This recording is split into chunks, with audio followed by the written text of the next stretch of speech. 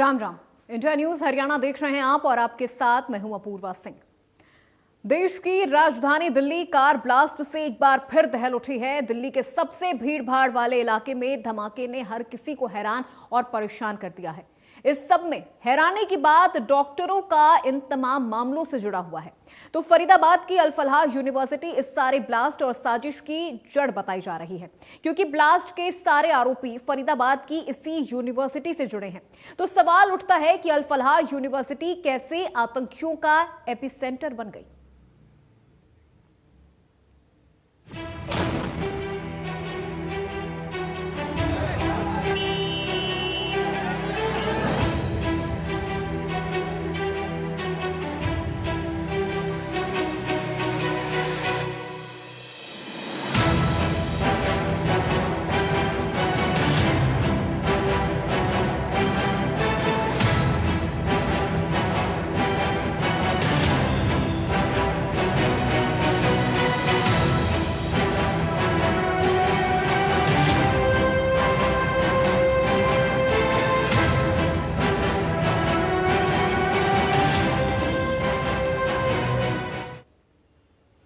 Delhi blast के बाद इसके सीधे सारे तार फरीदाबाद की अल फलाह यूनिवर्सिटी से जुड़ रहे हैं। तो ऐसे में केंद्र सरकार इस यूनिवर्सिटी पर ही कार्रवाई करने जा रही है। बताया जा रहा है कि ईडी अल फलाह यूनिवर्सिटी की फंडिंग की जांच करेगी।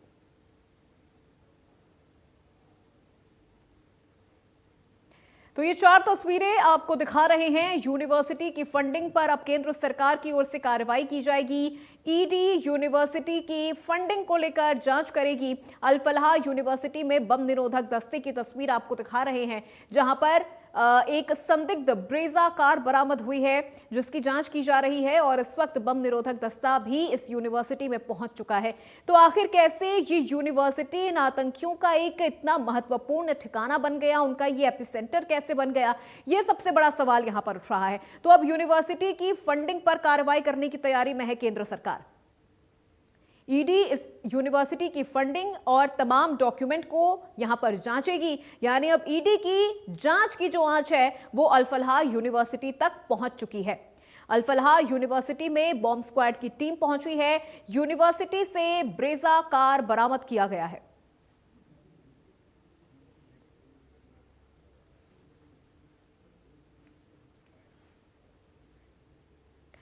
अल फलाह यूनिवर्सिटी पर केंद्र सरकार अब सख्त हो गई है। दिल्ली ब्लास्ट के बाद ईडी यूनिवर्सिटी पर बड़ा एक्शन लेगी। अमित शाह ने बैठक में कार्रवाई के निर्देश दिए हैं। यूनिवर्सिटी की फंडिंग पर कार्रवाई के निर्देश अमित शाह की तरफ से दिए गए हैं। तो देखिए, केंद्र सरकार भी यूनिवर्सिटी को लेकर अब काफी ज्यादा सख्त होती हुई नजर आ रही है। यूनिवर्सिटी की फंडिंग को लेकर अब केंद्र सरकार यहां पर जांच करेगी। ये बड़ी जानकारी इस वक्त की। अमित शाह ने बैठक में इस यूनिवर्सिटी पर कार्रवाई के निर्देश दिए हैं। यूनिवर्सिटी की फंडिंग पर कार्रवाई के निर्देश दिए गए हैं, क्योंकि आतंकियों के सारे जो तार हैं वो इसी यूनिवर्सिटी से जुड़ते हुए नजर आ रहे हैं। इसी यूनिवर्सिटी से जुड़े हुए हैं आतंकी। जो डॉक्टर मुजम्मिल है वो भी इसी यूनिवर्सिटी में रहता था। उसका एक और साथी डॉक्टर उमर भी इसी यूनिवर्सिटी में रहता था। दोनों के कमरे अगल बगल थे।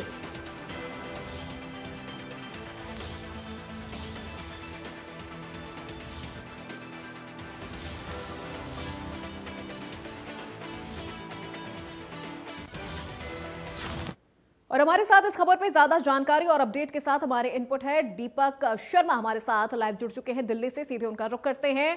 दीपक, अल फलाह यूनिवर्सिटी को लेकर सबसे महत्वपूर्ण जानकारी लगातार हम दर्शकों तक पहुंचा रहे हैं, लेकिन अब यहां पर सबसे मुख्य बात यह है कि इन तमाम आतंकियों के जो तार है वो इसी यूनिवर्सिटी से जुड़े हुए नजर आ रहे हैं। अभी एक संदिग्ध ब्रेजा कार भी वहां पर बरामद की गई है। कार्रवाई के लिए निर्देश दिया गया है केंद्र सरकार की तरफ से। किस तरह की कार्रवाई होगी इस यूनिवर्सिटी को लेकर और क्या अपडेट आपके पास? देखिए, अगर इस बात करें ये अल फलाह यूनिवर्सिटी, कई तरह के विवाद अब इसके अंदर सामने आ रहे हैं। जिस तरीके से अगर बात की जाए, यूं तो 2004 में इसकी परमिशन की प्रक्रिया पहले 1996 में हुई, 2004 में, इसके बाद 2014 में इसे मेडिकल यूनिवर्सिटी के तौर पे एक परमिशन भी मिली। लेकिन सबसे बड़ी बात यह है, इतने समय से ये यूनिवर्सिटी जो चल रही थी, इसके अंदर कई तरह की ऐसी गतिविधियां सामने आई और इसका सारा खुलासा हुआ जब जिस तरीके से अगर बात की जाए, यहाँ पर अमोनियम नाइट्रेट की जो मात्रा सबसे पहले जो है यहाँ पर बरामद हुई। और शुरुआत होती है इसकी जम्मू कश्मीर से। जम्मू कश्मीर पुलिस को कुछ इत्तला मिलती है, एक पोस्टर का विवाद होता है, संदिग्ध उस पोस्टर से पुलिस जो है जम्मू कश्मीर की सहारनपुर पहुंचती है। सहारनपुर से जांच करते करते वो टीम फरीदाबाद की इस यूनिवर्सिटी तक पहुंचती है, जहां से जो है सबसे पहले एक जो युवक है उसको गिरफ्तार किया गया, मुजम्मिल की अगर बात की जाए डॉक्टर। और उसके बाद ये धीरे धीरे पूरी परतें खुलती चली गई और कई बड़े वारदात सामने आई। सबसे बड़ी बात, 2900 किलो अमोनियम नाइट्रेट जो है यहाँ के डॉक्टरों से जो है वो बरामद होता है। उसके बाद कुछ ही देर में दिल्ली में एक बड़ा ब्लास्ट हो जाता है, उसके तार भी यहाँ से जुड़े हुए हैं, बाकायदा गाड़ियां जिनकी भी हैं, तमाम जो डॉक्टर्स है जो फैकल्टी में जो अब तक पकड़े गए हैं वो यहीं से जुड़े हुए हैं। तकरीबन अभी तक अगर बात करें तो 4 लोगों की गिरफ्तारी हो चुकी है, 13 से ज्यादा लोगों से पूछताछ की जा रही है। इसमें डॉक्टर्स हैं, फिजिशियन जो है इसके डॉक्टर्स हैं, इसके अंदर कई स्टूडेंट्स की भूमिका भी आ रही है, यूनिवर्सिटी के कई प्रश्न उठ रहे हैं। तो ऐसे में इसको लेकर के कई जांच के बारे में 40% से ज्यादा यहाँ फैकल्टी में जम्मू कश्मीर के जो डॉक्टर्स हैं। स्टूडेंट्स की बात की जाए वो जम्मू कश्मीर के ज्यादातर हैं। इसके अलावा जब जांच की गई तो कई और इसके अंदर ऐसी बातें सामने आई हैं जो अभी भी जांच के दायरे में है। इसको लेकर के बाकायदा एनआईए की टीम जांच कर रही है। पहले जांच जम्मू कश्मीर से शुरू हुई थी, उत्तर प्रदेश, दिल्ली, हरियाणा की पुलिस जांच कर रही थी और अब एनआईए इस पूरी मामले की जांच कर रही है। लेकिन सबसे बड़ी बात जो जांच में सामने आया है कि कहीं ना कहीं टेरर फंडिंग जैसी आशंका भी नजर आ रही है। हालांकि उसमें कितनी वास्तविकता है ये जांच के जी। बाद ही स्पष्ट होगा। और आज जब सुबह एक अहम बैठक हुई गृह मंत्रालय की, केंद्रीय गृह मंत्री अमित शाह की जब बैठक हुई थी, उसमें एनआईए के चीफ भी थे। उसमें अगर बात की जाए इंटेलिजेंस ब्यूरो के जो निदेशक है वो भी उसमें मौजूद थे, दिल्ली पुलिस के पुलिस कमिश्नर थे। इसके अलावा अगर बात की जाए तो जम्मू कश्मीर के डीजी वर्चुअली जुड़े हुए थे।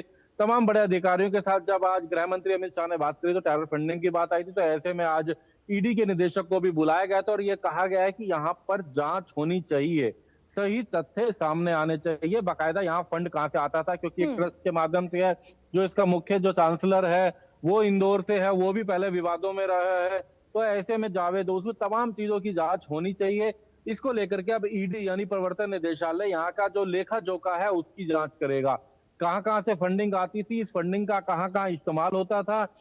इस कॉलेज में, इसके स्कूल में 3 अलग अलग लाइसेंस है, इनमें आए दिन एनुअल प्रोग्राम या कुछ प्रोग्राम होते थे, उसमें कई बाहर के लोग आया करते थे। फंडिंग बाहर से भी आई हुई है, फंडिंग बाहर भी गई हुई है।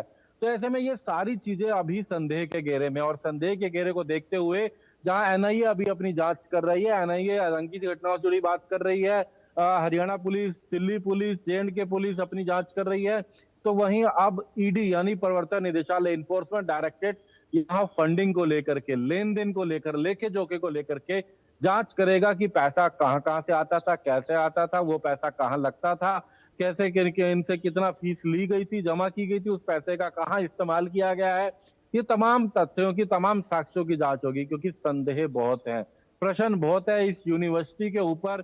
जिस तरीके से ये फंडिंग यहाँ पर हो रही थी या ये यूनिवर्सिटी यहाँ पर चल रही थी, अब कई प्रश्न है, क्योंकि इसके अंदर ऐसे कई आतंकी घटनाओं से जुड़े लोग अभी तक नाम सामने आ चुके हैं। जी बिल्कुल दीपक, देखिए अब ईडी भी इस पूरे मामले में जांच करने के लिए उतर चुकी है और अब ये बहुत ज्यादा जरूरी हो जाता है इस यूनिवर्सिटी को लेकर कि आखिर इसकी फंडिंग कहां से हो रही थी और जो फंडिंग हो रही थी उन पैसों का इस्तेमाल कहां पर हो रहा था। इन तमाम सवालों के जवाब मिल पाए। बहुत शुक्रिया दीपक इस पूरी जानकारी और बातचीत के लिए। और फरीदाबाद से ही एक और बड़ी जानकारी आप तक पहुंचा रहे हैं। बड़ी खबर मिल रही है फरीदाबाद से, जहां एनआईए की टीम खंदावली गांव से रवाना हो गई है। फरीदाबाद से खबर आ रही है, 22 घंटे की जांच के बाद एनआईए की टीम रवाना हो गई है खंदावली गांव से। इको स्पोर्ट कार को लेकर ये टीम यहां से निकल चुकी है। बड़ी जानकारी इस वक्त की फरीदाबाद से आ रही है, जहां एनआईए की टीम खंदावली गांव से रवाना हो गई है। 22 घंटे की ये जांच हुई है। एनआईए की टीम इको स्पोर्ट कार को लेकर यहां से रवाना हो गई है। तो ये वही गांव है जहां से EcoSport car, red colour की इको स्पोर्ट कार को बरामद किया गया है और अब एनआईए की टीम इस कार को यहां से लेके रवाना हो गई है। तो ये बड़ी जानकारी इस वक्त की आप तक पहुंचा रहे हैं। 22 घंटे की जांच के बाद खंदावली से रवाना हुई है एनआईए की टीम।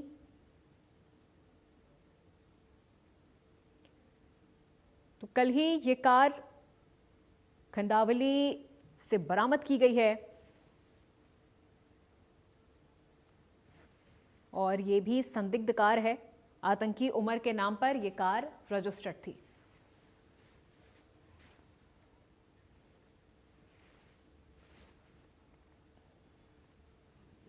चलिए बढ़ते खबरों में आगे। दिल्ली धमाके के तार अब नूह से भी जुड़ गए हैं। एनआईए ने पिनगवा से एक दुकानदार को हिरासत में लिया है। टीम ने दिनेश अग्रवाल उर्फ डब्बू को हिरासत में लिया है। डब्बू नाम का शख्स शिकरावा गांव का रहने वाला है। आरोप है कि शख्स के यहां से ही आतंकियों ने फर्टिलाइजर खरीदा था।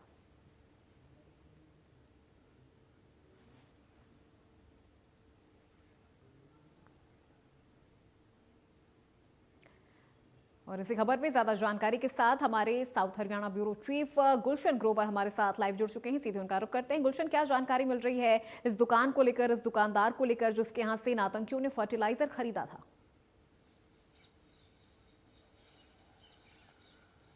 देखिए, बिल्कुल एनआईए की टीम अब चुकी है जहां से इन आतंकियों ने फर्टिलाइजर खरीदा था और जिससे वो अमोनिया नाइट्रेट बनाते थे। दिनेश अग्रवाल उर्फ डब्बू को एनआईए की टीम कल देर शाम लगभग 7:30 बजे के करीब उसके दुकान पर पहुंची थी, जो कि पिनंगवा में बाजार में उसकी दुकान है। वहां पर उसने खाद बीज का काम किया हुआ है और वहां पर सीसीटीवी कैमरे भी लगे हुए हैं। तो जैसे ही एनआईए की टीम पहुंचती है, वहां पर दिनेश अग्रवाल उस डब्बू को हिरासत में लेती है और वहां पर जो सीसीटीवी कैमरा लगा होता है उसकी जो डीवीआर है वो भी अपने साथ ले जाती है। क्योंकि किस तरह से 70 किलोमीटर दूर, यानी अल्फला यूनिवर्सिटी से पिनंगवा तक का अगर हम डिस्टेंस कहें तो 70 किलोमीटर का ये रास्ता है। 70 किलोमीटर दूर जो है यहाँ से फर्टिलाइजर खरीदा जाता है और उसके बाद आतंकी उस फर्टिलाइजर को किस तरीके से अमोनिया नाइट्रेट बनाते थे और आतंकियों से मिलकर किस तरीके से बम विस्फोट जैसी घटनाओं को अंजाम देते थे। इसके अलावा पिनंगवा से अगर सिंगार की दूरी की बात करें, एक सिंगार गांव जो कि जहां से इश्तियाक जो है इश्तियाक रहने वाला है। इश्तियाक वो है जो वहां की मस्जिद में, अल्फला यूनिवर्सिटी के पास जो मस्जिद है वहां पर मौलाना का काम करता था, यहाँ बच्चों को पढ़ाता था, इमाम था वहां पर, और लेकिन रहने वाला सिंगार का था। तो जिसने डॉक्टर मुजम्मिल को अपना मकान किराए पर दिया हुआ था और वहीं पर बहुत अधिक संख्या में जो विस्फोटक सामग्री है वो बरामद की गई थी। तो अब ये तार आप देख सकते हैं कश्मीर से लेकर और नूह जिले से पिनंगवा गांव, सिंगार गांव तक जो तार कैसे जुड़ रहे हैं।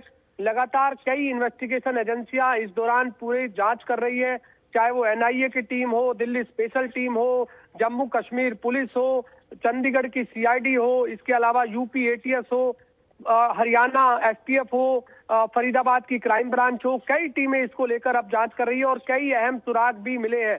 सबसे बड़ी बात एक ये भी जानकारी सामने आई है कि किस तरह से कोडवर्ड के थ्रू जो है ये आतंकी बात करते थे आपस में और कैसे विस्फोटक को शिपमेंट और पैकेज कोडवर्ड जो है वो नाम दिया हुआ था। इन्होंने जो विस्फोटक पदार्थ था उसका कोडवर्ड रखा हुआ था शिपमेंट और पैकेज, यानी किसी को ये शक ना हो कि ये क्या बात कर रहे हैं। और एक ग्रुप भी इन्होंने बनाया हुआ था, उस ग्रुप को जरिए आदान प्रदान करते थे। जो अभी तक जानकारी आई है कि शायद इन्होंने टेलीग्राम पर एक ग्रुप बनाया हुआ था और उस टेलीग्राम पर ये बातचीत किया करते थे। तो अब जांच एजेंसियों को लगातार अलग अलग इनपुट मिल रहा है और उसी इनपुट पर लगातार अब कार्रवाई की जा रही है।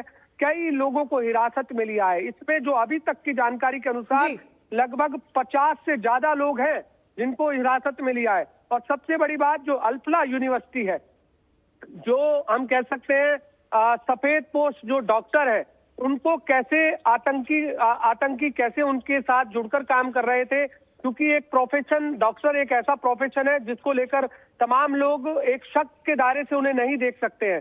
अब उनके थ्रू जो है ब्लास्ट कराने की तैयारी की जा रही थी।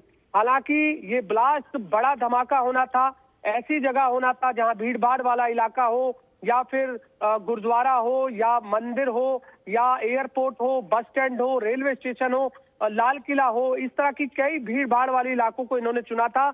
लेकिन जो विस्फोटक जो तैयार किया जा रहा था, जो असला बारूद तैयार किया जा रहा था, बड़ी संख्या में जो अमोनिया नाइट्रेट तैयार किया गया था, एक ऐसी घटना को अंजाम देने के लिए था कि जहां पर कई लोग एक साथ जो है मारे जा सके। लेकिन गनीमत ये है कि कुछ लोग ही इस पूरे हमले में मारे गए हैं। और इनकी आतंकियों की जो पूरी के पूरी घटना थी, जो वारदात करने वाले थे, ये एक बड़ी वारदात को अंजाम देने वाले थे, लेकिन उस मंसूबे से ये कामयाब या नहीं हो पाए। इससे पहले कि जम्मू कश्मीर पुलिस ने कोई इनपुट मिलने के बाद बिल्कुल, लेकिन गुलशन एक चीज यहाँ पर मैं ये भी जानना चाहूंगी आपसे कि जो ये फर्टिलाइजर खरीदते थे जिस दुकानदार से, क्या उस दुकानदार को ये पक्की तरह से पता था कि वो इस फर्टिलाइजर का इस्तेमाल किस चीज के लिए कर रहे हैं? जैसा कि अभी आप जानकारी दे रहे थे कि कोडवर्ड के जरिए वो बातचीत करते थे, तो क्या दुकानदार को इस चीज का अंदाजा था? देखिए, दुकानदार को ये कोई जानकारी नहीं थी, क्योंकि दुकानदार के वहाँ जो कर्मचारी थे, हमने उनसे जब बातचीत की, जो खाद बीज भंडार पर काम करते हैं, जो कि दिनेश अग्रवाल और डब्बू को तो पुलिस जो है हिरासत में लेकर चली गई, लेकिन उसके बाद जो कर्मचारी थे उनका कहना था कि हम यहाँ खाद और बीज बेचते हैं, कोई भी किसान हमसे खाद के कट्टे ले जाता है, हम उससे कोई तरह वेरिफिकेशन नहीं करते कि वो किस लिए ले जा रहा है। इसी तरह जो डॉक्टर मुजम्मिल है या उसके जो अन्य साथी है, वो पिनंगवा में आकर किस तरह से यहाँ पर जो अमोनिया नाइट्रेट जिससे बनता है, यहाँ पर एक बात और आपको जानकारी दे दूं तमाम दर्शकों को कि अमोनिया नाइट्रेट जिससे बनाया जाता है, खाद बीज भंडार की दुकानों पर 1 किलो का एक पैकेट मिलता है, उस पैकेट में के जरिए अमोनिया नाइट्रेट बनाया जाता है। अब वो पैकेट जो है वो यहाँ से खरीदा जाता था, जैसा कि कर्मचारी ने ये तो नहीं बताया कि वो बेचते हैं, लेकिन उन्होंने कहा कि अब हम रखते नहीं है। तो यानी वो मुजम्मिल जो है डॉक्टर, वो यहाँ से आकर अमोनिया नाइट्रेट बनाने के लिए वो पैकेट खरीदता था, उसके बाद यहाँ से ले जाता था। कितनी संख्या में यहाँ से खाद ले गया है, ये एक बड़ा सवाल है, क्योंकि जो सीसीटीवी कैमरे की डीवीआर है जिसे एनआईए अपने साथ ले गई है, उस सीसीटीवी कैमरे की डीवीआर को जब खंगाला जाएगा, उसके बाद ये जानकारी मिल पाएगी कि डॉक्टर मुजम्मिल कितनी बार यहाँ आया था और उसके और कितने साथी यहाँ पर आए थे। क्योंकि हिरासत में गुलशन, चूंकि देखिए अब ये सब कुछ जांच का विषय है, जांच के दायरे में ये तमाम चीजें हैं, और अब इस जांच की आंच और कितने लोगों तक पहुंचने वाली है, ये तो आने वाला वक्त ही बताएगा। तमाम अपडेट आपसे लेते रहेंगे, बहुत शुक्रिया। तो वहीं दिल्ली ब्लास्ट मामले में जांच एजेंसियों ने एक बड़ी जानकारी आपको दे रहे हैं। जांच एजेंसियों ने एक मौलवी को हिरासत में लिया है, देखिए हमारी ये खास रिपोर्ट। फरीदाबाद के फतेहपुर तगा गांव में जिस घर में विस्फोटक सामग्री बरामद हुई है वो मौलवी इस्तियाक का घर है, और मौलवी इस्तियाक पुनाना कस्बे के सिंगार गांव का रहने वाला है। और इस समय हम उस सिंगार गांव के घर में मौजूद हैं जो मौलवी इस्तियाक का घर है। हालांकि 20 साल पहले बताया जा रहा है कि मौलवी इस्तियाक जो कि फरीदाबाद के धोज गांव की मस्जिद में इमाम है, और उसके बाद से वो वहीं रह रहा है। हालांकि यहाँ पर उसके 4 भाई रहते हैं, और तमाम गांव के लोग इस समय एकजुट हैं। आखिर जैसे ही मौलवी इस्तियाक का नाम इस आतंकी कनेक्शन से जुड़ा, जहां से एनआईए ने और साथ में जम्मू कश्मीर पुलिस ने बड़ी मात्रा में विस्फोटक सामग्री बरामद की है, जिस घर में अमोनिया नाइट्रेट बनाया जाता था, उस घर का जो कनेक्शन है वो अब मौलवी इस्तियाक के साथ जोड़ा जा रहा है, क्योंकि उस घर में मौलवी इस्तियाक के घर में ही डॉक्टर मुजम्मिल रहता था, यानी किराए पर वो रहता था। आखिर वो घर किराए पर देने के बाद किस तरीके से वहाँ पर विस्फोटक सामग्री बन रही थी, कैसे कैसे अमोनिया नाइट्रेट बनाया जा रहा था, और अब दिल्ली के लाल किले के मेट्रो स्टेशन के गेट नंबर 1 पर जब वो धमाका हुआ है, जो बम धमाका हुआ है जिसमें अमोनिया नाइट्रेट का इस्तेमाल किया गया है i10 गाड़ी में, वो अमोनिया नाइट्रेट उसी घर से लाकर उस गाड़ी में रखा गया था, ऐसा अभी तक की जांच में भी सामने आया है। फिलहाल ये वो घर है मौलवी इस्तियाक का, और इस समय हमारे साथ मौलवी इस्तियाक के भाई हैं, उनसे जानते हैं। क्या नाम है आपका? मोहम्मद मुबीन। मुबीन जी, आप का बड़ा भाई है या छोटा भाई है? मुझसे बड़ा। आपसे बड़ा भाई है।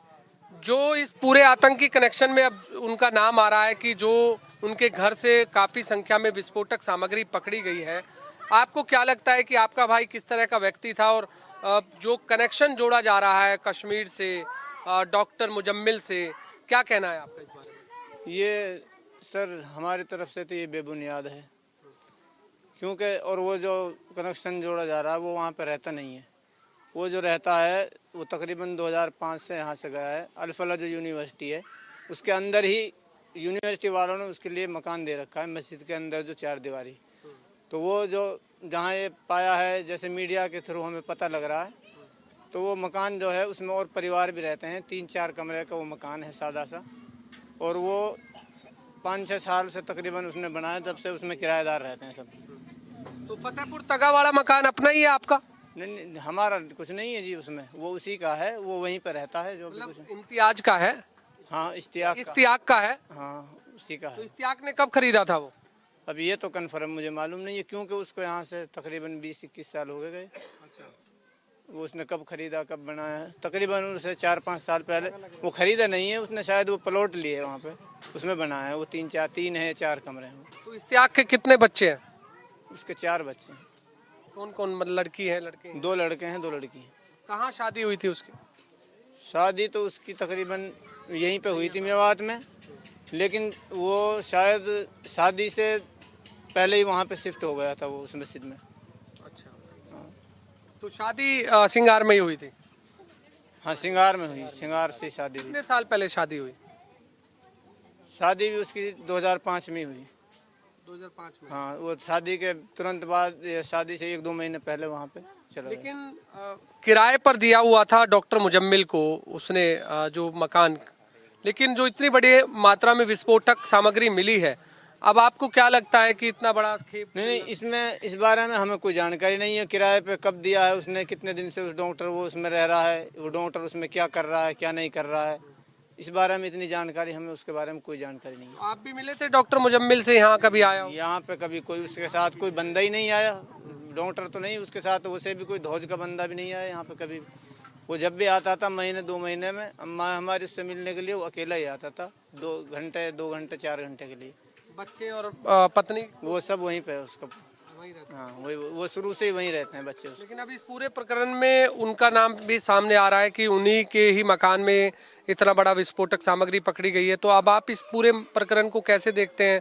क्या आप पैरवी कर रहे हैं? अब क्या आपको जानकारी मिली है? वो उसने किराए पे दे रखा है। अब ये तो किराए पे मकान मालिक कोई भी किराए पे मकान दे देगा, तो उसमें जो बंदा रह रहा है मकान मालिक को उससे क्या पता वो क्या कर रहा है, क्या नहीं कर रहा। और वो ऐसा भी नहीं है कि वो तो मकान पर रोजाना जा रहा है, वो मकान उससे 2-3 किलोमीटर फासले पर है। तो जब महीने 2 महीने में किराए के लिए ही हो जाता होगा। और किराएदार कुछ ऐसे भी होते हैं जो फ़ोन से ही किराया डाल देते हैं। तो इस बारे में तो हमें और इससे ज़्यादा कोई जानकारी है नहीं।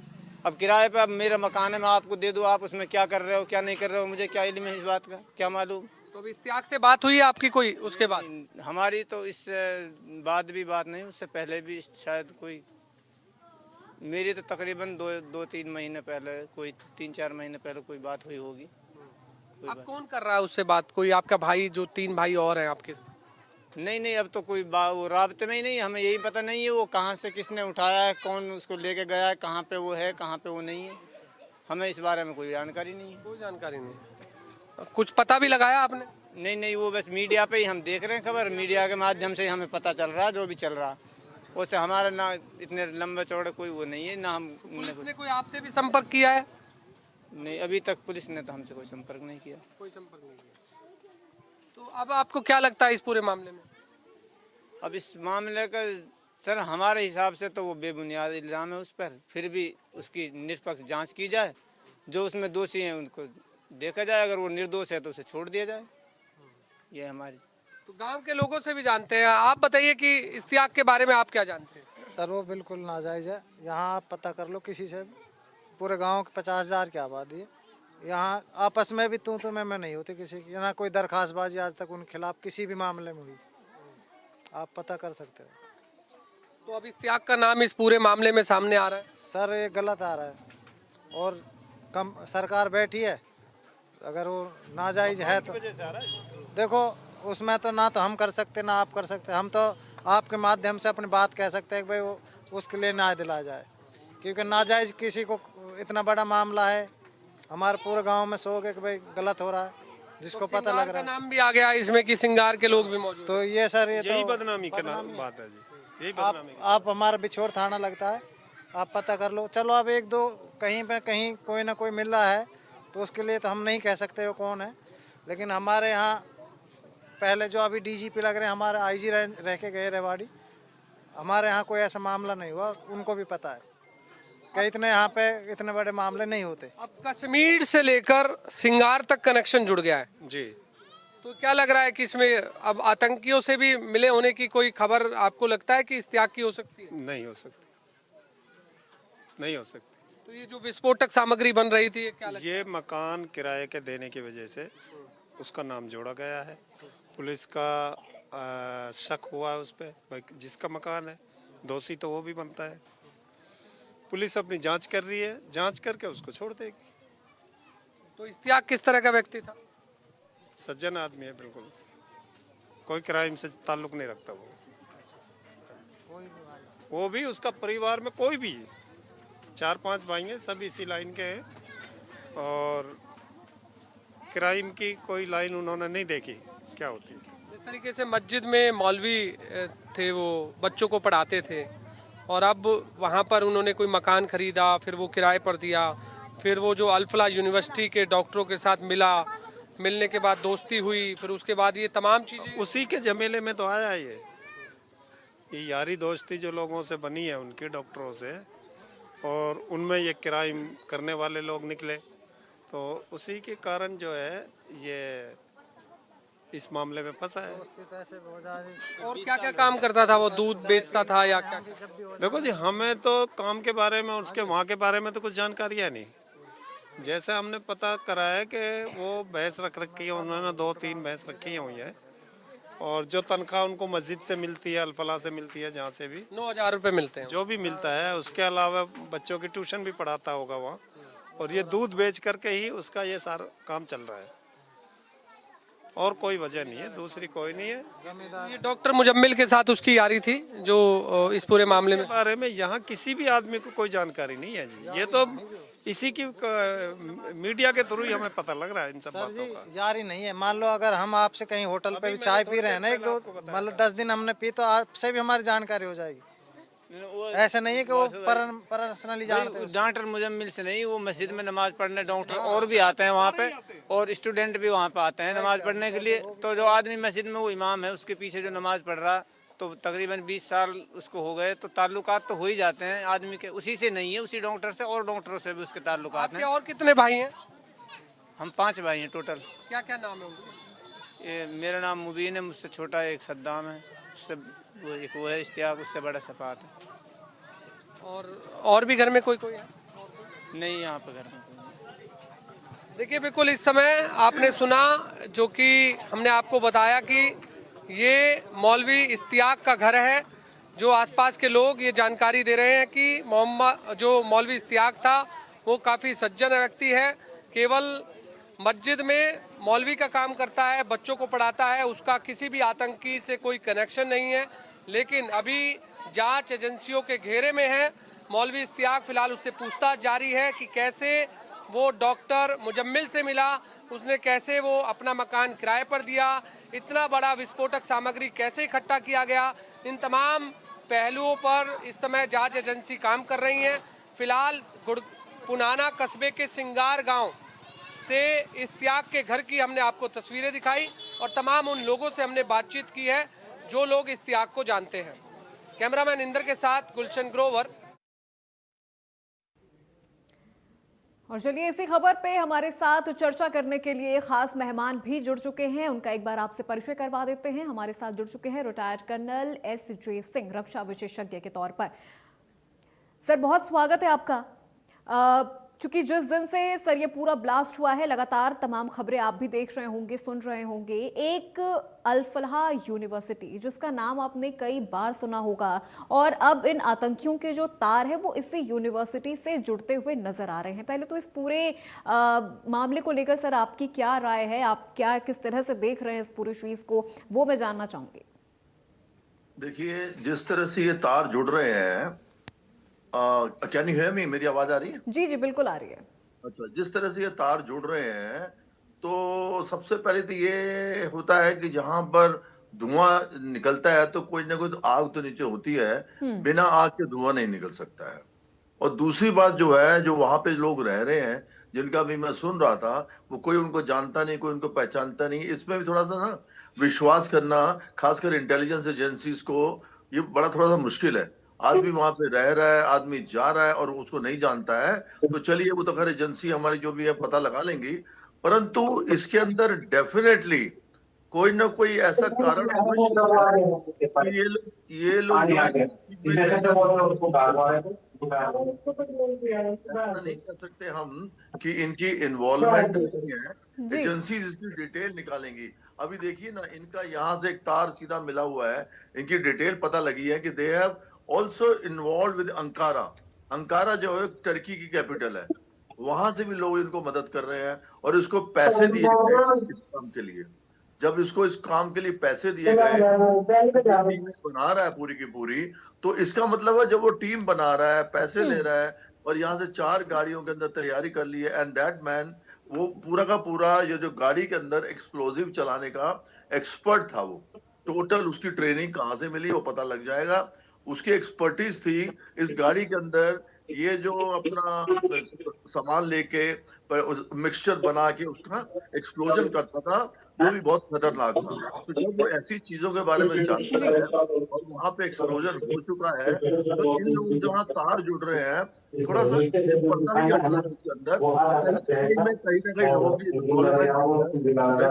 जरूर है।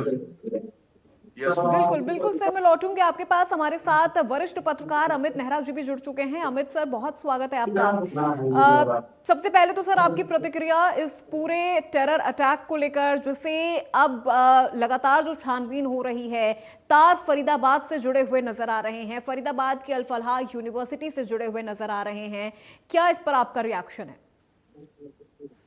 देखिए, पहले तो मैं इस घटना की निंदा करना चाहूंगा कि जितनी निंदा की जानी चाहिए वो कम है, क्योंकि जो निरपराध व्यक्ति मारे जाते हैं इस तरह के हमलों में, तो वो मानवता के प्रति अपराध। तो मेरी पहली प्रतिक्रिया तो ये है कि सबसे पहले जो एजेंसीज हैं इंटरनल सिक्योरिटी की, उनका भी विश्लेषण किया जाना चाहिए कि उन्होंने समय रहते हुए इस पे काबू क्यों नहीं पाया। जब इतने बड़ी मात्रा में विस्फोटक वगैरह जमा हो रहे थे, क्योंकि हम अतीत से सबक नहीं सीखते।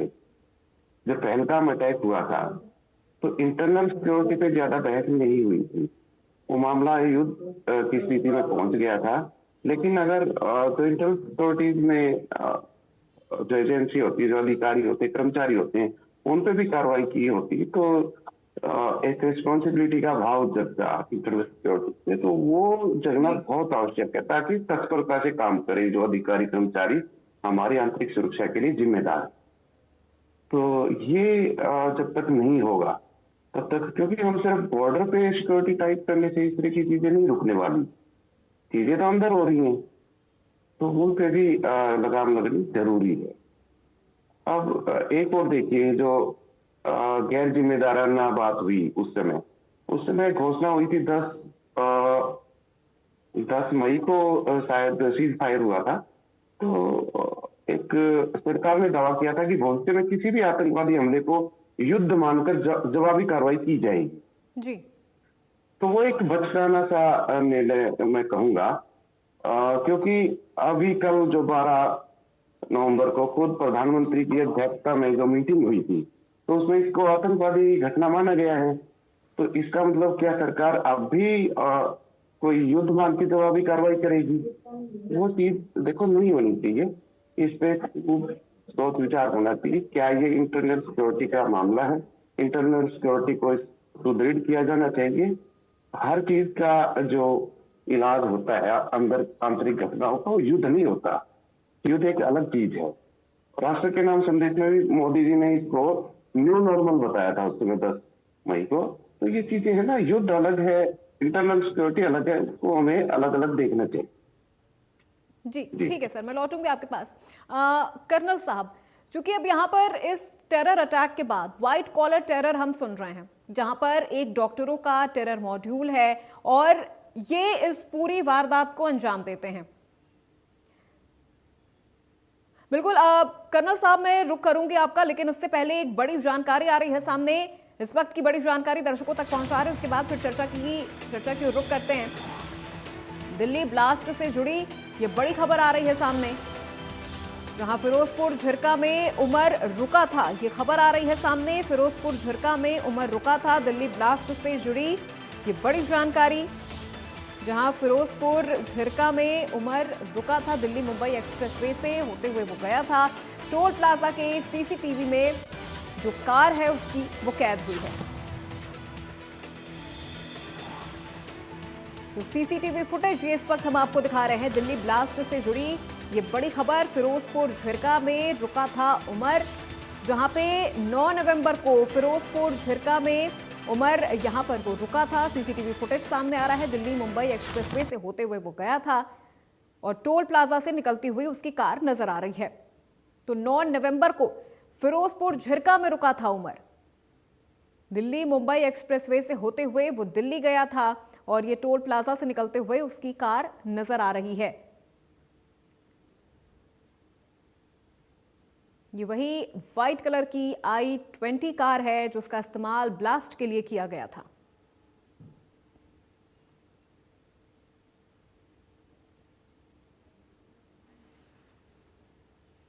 तो नूह के फिरोजपुर झिरका में उमर रुका हुआ था। दिल्ली मुंबई एक्सप्रेसवे से होते हुए वो दिल्ली गया था और ये सीसीटीवी फुटेज में वही व्हाइट i20 कार नजर आ रही है जिसका इस्तेमाल ब्लास्ट के लिए हुआ था।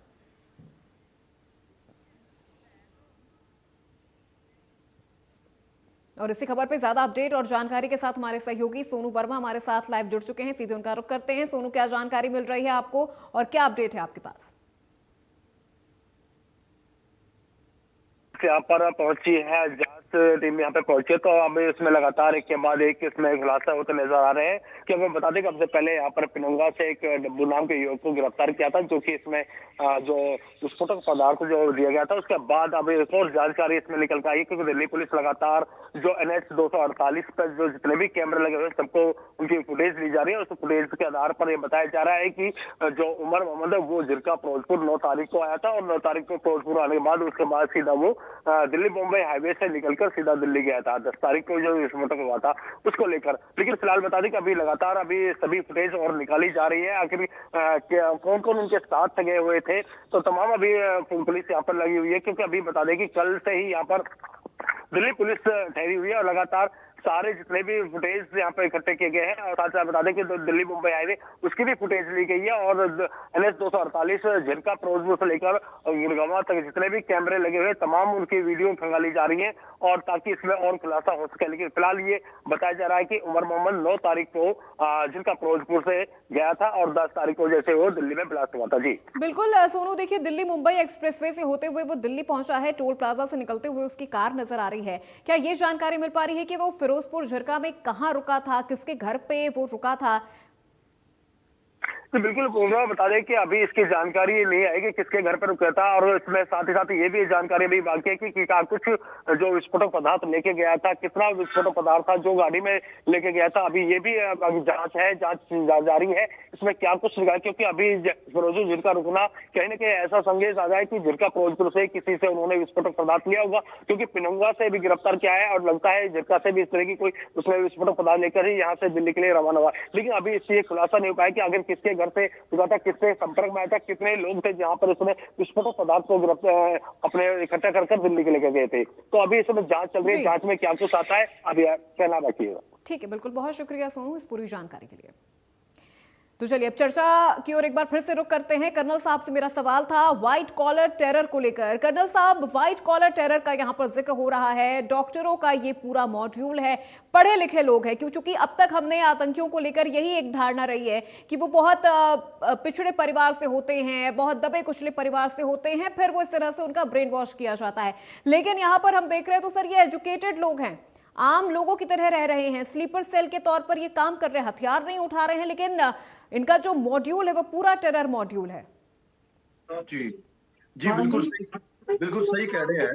सबसे पहले तो बड़ी अफसोस की बात यह है कि MBBS MD करने के बाद प्रोफेसर कर रहे हैं यूनिवर्सिटी के अंदर, उसके बाद में अगर इनका कोई मौलाना या मौलवी या इनका दोस्त है, इनका भाई, अगर इनको इतना ज्यादा ब्रेन वॉश कर देता है कि वो फिदाइन के लिए तैयार हो जाते हैं, तो बहुत सबसे पहले तो हमारे देश के लिए बहुत बुरी और अच्छी बात नहीं है।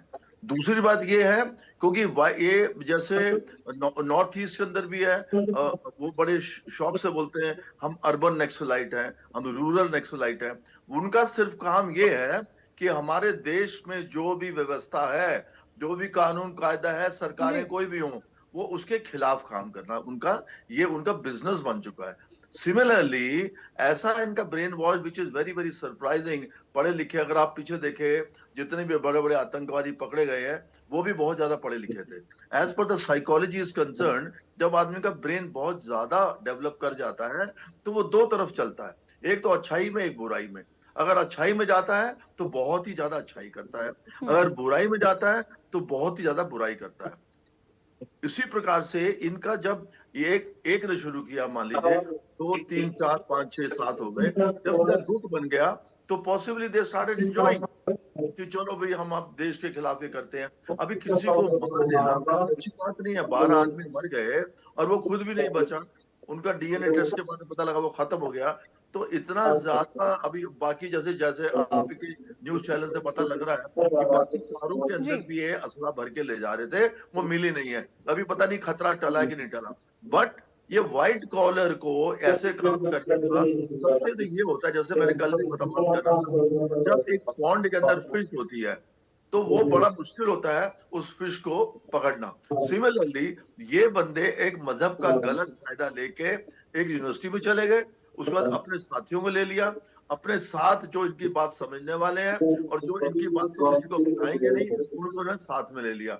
अभी किसी से पूछते बोलते हमको नहीं पता, हमको नहीं पता, हमको नहीं पता। But they are hand in gloves, this I can tell you. Agency आपकी एजेंसियां भी बता देंगी, इतना बड़ा काम जो है एक दूसरे की मदद के बिना नहीं हो सकता है। This very very true, very unfortunate. बिल्कुल बिल्कुल सर, मैं लौटूंगी आपके पास। अमित जी, यहाँ पे अल फलाह यूनिवर्सिटी को लेकर आपका क्या रिएक्शन सामने आ रहा है? आखिर इन टेररिस्ट ने, इन आतंकियों ने इसी यूनिवर्सिटी को क्यों चुना? क्या इस यूनिवर्सिटी से कोई लूप होल आपको ऐसा नजर आ रहा है? इस यूनिवर्सिटी को चुनने के पीछे की क्या वजह हो सकती है? या ये आतंकियों के संगठन से जुड़ने से पहले से वो इस यूनिवर्सिटी में थे, या फिर वो इस यूनिवर्सिटी में थे इसीलिए वो इस संगठन से जुड़े? क्या लग रहा है इसके पीछे की कहानी आपको? देखिए, तो जांच का विषय है, मुझे इतना नहीं पता कि यूनिवर्सिटी में क्या होता है या इसके मालिक कौन है या इसमें गतिविधियां क्या होती हैं। फिलहाल तो जो हमारे पास आया है, सबके सामने आया है कि वो जो डॉक्टर थे तथाकथित, जिन पे आरोपी जिनको हम कहेंगे, वो यहाँ तो पढ़ रहे थे या पढ़ा रहे थे। तो अभी तो किसी शिक्षण संस्थान को कटघरे में खड़ा करना इट इज टू अर्ली, ठीक है ना। तो ये जांच का विषय है, लेकिन मेरा मानना वही है, पहला जो मैंने शुरू में बताया था कि जो हमारे सुरक्षा के लिए जिम्मेदार, आंतरिक सुरक्षा के लिए जिम्मेदार जो एजेंसीज हैं, खासकर लोकल पुलिस, तो उसकी जिम्मेवारी फिक्स करनी चाहिए। क्योंकि घटना होती है, उसके बाद फिर क्या होता है कि फला जगह से वो गुजरे थे, फला जगह वो रुके थे, फला जगह से उन्होंने विस्फोटक खरीदा। तो मुझे लगता है कि ये सारा जो सूचनाएं हैं या जो कार्रवाई है, ये साफ निकलने के बाद लकीर पीटने से ज्यादा कोई बड़ी बात नहीं। क्योंकि हमें ये देखना पड़ेगा कि सिस्टम क्या है पुलिस का। पुलिस में दिल्ली में तो जैसे बीट कांस्टेबल तक होता है, वो एक गली नुक्कड़ पे होता है, उसकी जिम्मेवारी उस एरिया को संभालने की होती है। लेकिन हरियाणा में बीट कांस्टेबल का अभी कोई कॉन्सेप्ट नहीं है। यहाँ पे चौकी होती है, पुलिस चौकी, उसके अंदर जितना एरिया आता है उसमें क्या गतिविधियां हो रही है, उसका सारा जिम्मा उस चौकी के ऊपर होता है। फिर चौकी के ऊपर थाना होता है, थाने में एसएचओ होता है, उस एरिया का वो सारा काम काज देखता है। फिर डीएसपी होता है, फिर एसपी होता है, फिर आईजी होता है रेंज में, और फिर डीजीपी होता है। तो एक बड़ा सिस्टम है पुलिस का। तो ये अगर सुचारू रूप से काम करे तो इस तरह की घटनाओं से बचा जा सकता है। दिक्कत ये है कि पहले मुखबर सिस्टम होता था, मैनुअली सूचनाएं आती थी पुलिस के पास, लेकिन अब क्या है कि मुखबर सिस्टम खत्म हो चुका है। क्योंकि ना तो पुलिस का उसमें ज्यादा है, क्योंकि पुलिस जो आधुनिक सर्विलांस सिस्टम है ना, क्योंकि मोबाइल वगैरह का ऐप का यूज करते हैं अपराधी, तो उस पर ज्यादा डिपेंडेंट होगी हमारी पुलिस। तो उस चक्कर में क्या है कि मैनुअल इंफॉर्मेशन आनी बंद हो चुकी है। और जो शातिर अपराधी होते हैं वो क्या होते हैं, जितना शातिर अपराधी होता है, आपने बात किया ना पढ़े लिखे डॉक्टर और ये है, तो वो बचते हैं इस तरह के क्लू छोड़ने के। वो इस तरह के क्लू नहीं छोड़ते, ना वो मोबाइल का यूज करते मिलेंगे जो बहुत ज्यादा शातिर होगा। क्योंकि पीछे एक खबर आई थी कि डबल मर्डर हुआ था और जो आरोपी था उसने कोई भी गैजेट यूज नहीं किया था, तो लगभग असंभव हो गया था उसको पकड़ना। लेकिन तो चीजें क्या है अमित जी, अभी चूंकि ये जो एक अटैक हुआ है इसके पहले से अगर देखा जाए तो महीनों पहले से बहुत सारे एक्सप्लोजिव पकड़े भी गए हैं, बहुत सारे टेररिस्ट को पकड़ा भी गया है। और वही चीज होती है कि अगर जो हमारी सुरक्षा एजेंसियां हैं उनको 100 में से 100 बार सफल होना पड़ता है, लेकिन टेररिस्ट के लिए सिर्फ एक मौका काफी होता है। अगर वो एक बार सफल हो गए तो फिर तो मुझे लगता है कि सारी उंगलियां हमारी सुरक्षा एजेंसियों पर उठने लग जाती है। ये कहां तक सही है, ये कहां तक का न्याय है? मेरी बात आप समझे, आप मेरी बात समझे। जो तंत्र है, जो हमारा इंटरनल सिक्योरिटी है, वो बहुत ज्यादा डिपेंडेंट होगी साइबर इस पे, जो आधुनिक जो संचार तंत्र है ना उसकी निगरानी में। जो मुखबिर तंत्र होता था पहले, हर गांव में, हर शहर में, हर मोहल्ले में पुलिस के कुछ आदमी होते थे, बदले में उनको प्रोटेक्शन देती थी पुलिस।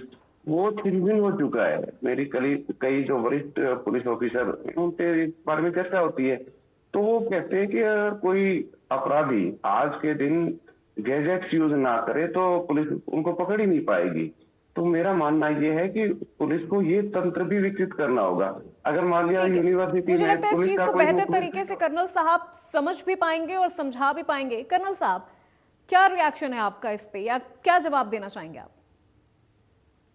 कि जो मॉडर्न सिस्टम आ गया है उसकी वजह से हमको बहुत ज्यादा फायदा है। हर चीज में मॉडर्न होता जा रहा है। अभी मुझे बताइए, अगर हम लोग जो मॉडर्न सर बीच में मैं रोक रही हूँ, माफी चाहूंगी। दोनों गेस्ट से सर मेरा निवेदन है कि मुझे लग रहा है आप दोनों के बैकग्राउंड में शायद टीवी चल रही है या कुछ बहुत साउंड डिस्टर्बेंस आ रहा है, तो मैं चाहूंगी कि वो प्लीज आप कम कर दें। ठीक है कर्नल साहब, कंटिन्यू, आप अपनी बात रखिए। जी, अभी जैसे ये हमारा एक इंफॉर्मेशन आ गई कि वहां पे एक हैंडलर जो है वो अंकारा से इनको बातचीत करता था, टर्की से। ठीक है, हमें ये भी पता लग गया इसका टर्की का एंगल है। दूसरा जो है, मैं सिक्योरिटी एजेंसी को सल्यूट करूंगा, क्योंकि देखिए जैसे आपने कहा है वो बात बिल्कुल सही मानता हूं मैं, कि इनका काम ऐसा है, ये क्या है, पब्लिक के अंदर ये लोग घुसे हुए हैं, इनको पहचानना बड़ा मुश्किल होता है। सिक्योरिटी एजेंसियों के अगर 100 में से 99 भी काम अगर अच्छे हुए, एक काम खत्म हुआ तो हम उनके ऊपर उंगली उठाते हैं। परंतु एक बात बताऊं मैं, जो सिक्योरिटी एजेंसियों ने JNK से लेके हरियाणा तक जो इन्होंने काम किया, इसके लिए मैं इनको सलाम करता हूं।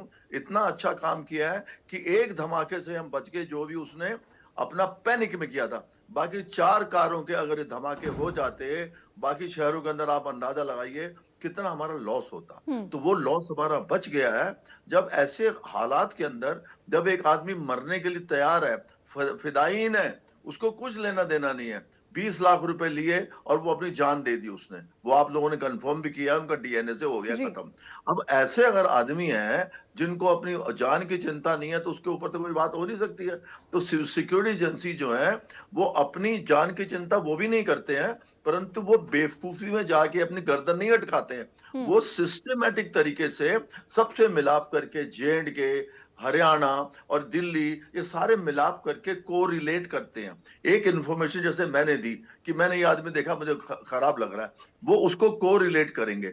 जब हमारी इंफॉर्मेशन कोरिलेट होगी 10 जगह से आने के बाद, that is the way the intelligence comes out. मैंने को लगा कि आतंकवादी है, आपने दूसरी जगह से देखा कि नहीं ये तो यार ये तो दुकानदार है, तीसरे ने बोला नहीं ये कर रहा था। जब सारी इंफॉर्मेशन इकट्ठी की जाती है, उसमें से इंटेलिजेंस मैटर क्या है उसको जब हम निकालते हैं। बिल्कुल कर्नल साहब, बीच में रोक रही हूँ, चूंकि वक्त की भी कमी है, तो मैं चाहूंगी एक फाइनल कमेंट मैं यहाँ दोनों मेहमानों से ले लूँ। लास्ट के 1 मिनट हमारे पास बचे हैं, तो सबसे पहले कर्नल साहब मैं आपसे शुरुआत करूंगी। क्लोजिंग कॉमेंट इस पूरे विषय को लेकर, इस पूरे अटैक को लेकर आपका क्या रहेगा? मेरा ये विचार है कि अब ये बहुत गलत काम किया गया है। हमारा विश्वास व्हाइट कॉलर से खत्म होता जा रहा है। दूसरा जो है हम इससे लेसन ये लेंगे कि आने वाले तारीख में ये व्हाइट कॉलर जॉब वालों के ऊपर भी विश्वास खत्म हो जाएगा, कोई भी इनके ऊपर विश्वास नहीं कर रहा। नंबर 3, सिक्योरिटी एजेंसियों ने जो काम किया है सराहनीय है, परंतु आने वाले समय में ऐसे लोग जिनके ऊपर पब्लिक का शक नहीं जाता है, उनको भी शक ठीक के है, दायरे में बिल्कुल रख के सर। हम बचाएं। अमित जी, आपका क्लोजिंग कमेंट सर इस पूरे विषय पर। मेरा मानना ये है कि पुलिस को जो नए गैजेट्स हैं उनसे निगरानी के साथ साथ अपना जो पुराना सिस्टम था मुखबिरी वाला वो भी डेवलप करना चाहिए, ताकि कोई भी संदिग्ध दिखाई दे उसकी सूचना तुरंत पुलिस को मिले। ठीक। और दूसरी बात ये जो है कि हर आतंकवादी जो घटना को युद्ध मानकर जो अभी कार्रवाई करने की बजाय सरकार को और ज्यादा इस पे सख्ती बरतने की जरूरत है इंटरनेट सिक्योरिटी पे। ठीक है, बिल्कुल। बहुत शुक्रिया सभी मेहमानों का हमारे साथ इस चर्चा में जुड़ने के लिए। तो मेरे साथ इस चर्चा में फिलहाल बस इतना ही। प्रदेश की तमाम खबरों के लिए आप देखते रहिए इंडिया न्यूज हरियाणा।